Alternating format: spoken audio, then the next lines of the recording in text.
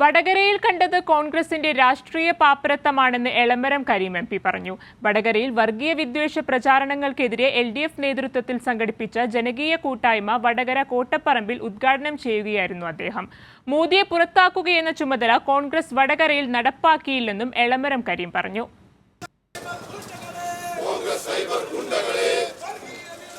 വർഗീയത പ്രചരിപ്പിക്കുന്നതല്ല രാഷ്ട്രീയമെന്നും എങ്ങനെയാണ് തെരഞ്ഞെടുപ്പ് പ്രചാരണം നടത്തേണ്ടതെന്ന് UDF പഠിക്കണമെന്നും CPIM കേന്ദ്ര കമ്മിറ്റി അംഗം എളമരം കരീം പറഞ്ഞു. ഈ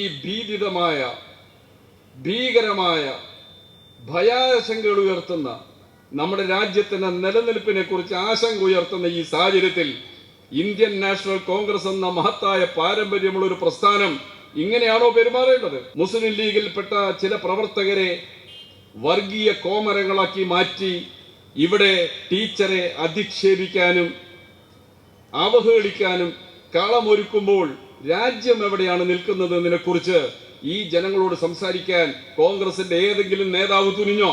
കേരളത്തിൽ മുഴുവൻ തെരഞ്ഞെടുപ്പ് പ്രചാരണം നടത്തിയ മുഖ്യമന്ത്രി പിണറായി വിജയൻ ഒരിക്കൽ പോലും വിദ്വേഷ പ്രചാരണം നടത്തിയിട്ടില്ല.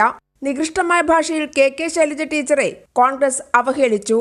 ഒരു സ്ത്രീ എന്ന പരിഗണന പോലും നൽകിയില്ല. സാമൂഹ്യ മാധ്യമങ്ങളിൽ അവഹേളിച്ചു. പ്രവർത്തകർ ഇതെല്ലാം ചെയ്യുമ്പോൾ തന്നെ കോൺഗ്രസ് ഇതിനെ തടയാൻ പോലും ശ്രമിച്ചില്ലെന്നും എളമരം കരീം പറഞ്ഞു. സഖാവ് ശൈലജ ടീച്ചറെ ലോകം ആദരിക്കുന്നു, രാജ്യം മുഴുവൻ ആദരിക്കുന്നു. ആ മനുഷ്യനെയല്ലേ നിങ്ങൾ ഈ രീതിയിൽ അപകീർത്തിപ്പെടുത്താൻ ശ്രമിച്ചത്? ഒരു സ്ത്രീ എന്ന പരിഗണന പോലും നൽകാതെ ഇങ്ങനെയാണോ രാഷ്ട്രീയ പ്രവർത്തനം? രാഷ്ട്രീയമായി നമുക്ക് തമ്മിൽ അഭിപ്രായ വ്യത്യാസങ്ങളുണ്ടോ? മാന്യമായി അവതരിപ്പിക്കണം, രാഷ്ട്രീയ നിലപാട് വെച്ചുകൊണ്ട് അവതരിപ്പിക്കണം. എന്നിട്ട് നമുക്ക് തർക്കിക്കാം. പക്ഷേ വ്യക്തികളെ തേജോവധം ചെയ്തുകൊണ്ടല്ല രാഷ്ട്രീയ പ്രവർത്തനം നടത്തേണ്ടത്. മാത്രമല്ല, സങ്കുചിതമായ താൽക്കാലിക നേട്ടങ്ങൾക്ക് വേണ്ടി മനുഷ്യർ തമ്മിലുള്ള സാഹോദര്യത്തെയും ഐക്യത്തെയും തകർക്കരുത്. ഒരാളും ഇതിൽ വഞ്ചിതരാകാൻ പാടില്ല. ഇതും പോരാതെ വർഗീയമായി ഭിന്നിപ്പിക്കാൻ ശ്രമിച്ചു. RSS അജണ്ടയിൽ ലീഗ് വീണുപോകരുതെന്നും എളമരം കരീം ഓർമ്മിപ്പിച്ചു. തീവ്രമായി മനുഷ്യനെ ഭിന്നിപ്പിച്ച് സംസാരിച്ചാൽ കൈയടിക്കാൻ ചിലർ കാണും. അവരെ ജനങ്ങൾ മൂലയ്ക്ക് ഇരുത്തിയിട്ടുണ്ടെന്നും ഇതേ സ്ഥിതി തന്നെയാവും വടകരയിലെ UDF സ്ഥാനാർത്ഥിക്കെന്നും അദ്ദേഹം പറഞ്ഞു. 2004 കോൺഗ്രസ് അല്ല ഇന്നത്തെ കോൺഗ്രസ്. കോൺഗ്രസ് 4 സംസ്ഥാനങ്ങളിൽ മാത്രമാണ് ഇന്നുള്ളത്. ഹിമാചൽ പ്രദേശിലെ അവസ്ഥ പറയാനാവാത്ത സാഹചര്യമാണെന്നും എളമരം കരീം ഓർമ്മിപ്പിച്ചു. ഏത് നിമിഷവും MLA മാർ ഹിമാചൽ പ്രദേശിൽ കാലുവാരാം എന്ന സ്ഥിതിയാണുള്ളത്. മാധ്യമ സ്വാതന്ത്ര്യത്തിൽ ഏറ്റവും പിന്നിലാണ് ഇന്ത്യ. മോദിയെ വിമർശിച്ച പ്രണോയ് റോയുടെ ഏക ചാനൽ അദാനി സ്വന്തമാക്കി. രാജ്യത്തിന്റെ സമ്പത്ത് ഉപയോഗിച്ചാണ് അദാനി പണമുണ്ടാകുന്നത്.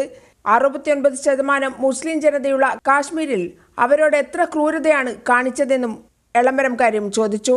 ഇതിനെക്കുറിച്ചൊന്നും കോൺഗ്രസിന് ഒന്നും പറയാനില്ല. ബാബറി മസ്ജിദ് പൊളിച്ചപ്പോഴും കോൺഗ്രസ് മിണ്ടാതിരുന്നു. നാട് ഭീതിതമായ അവസ്ഥയിലേക്ക് പോകുമ്പോൾ കോൺഗ്രസിനെ പോലൊരു പാർട്ടി മിണ്ടാതിരിക്കുകയാണ്. തൊഴിലാളികളുടെ മൗലിക നിയമത്തെ എതിർക്കുന്ന ബില്ലിനെ കോൺഗ്രസ് രാജ്യസഭയിൽ അനുകൂലിച്ചു. ഇന്ത്യൻ ഭരണഘടനയെ സംരക്ഷിക്കാനാണ് തെരഞ്ഞെടുപ്പ് എന്ന് കോൺഗ്രസ് എപ്പോഴെങ്കിലും പറഞ്ഞോ എന്നും വടകരയിലെ സ്ഥാനാർത്ഥിയോട് ഒരു സ്ത്രീ എന്ന പരിഗണന പോലും നൽകാതെ അവഹേളിക്കുകയായിരുന്നില്ലേ എന്നും അവസാനം വർഗീയതയെ പോലും ആയുധമാക്കി ഉപയോഗിക്കാൻ കോൺഗ്രസ് ശ്രമിച്ചുവെന്നും എളമരം കരീം ചൂണ്ടിക്കാട്ടി. കൈരളി ന്യൂസ്, കോഴിക്കോട്.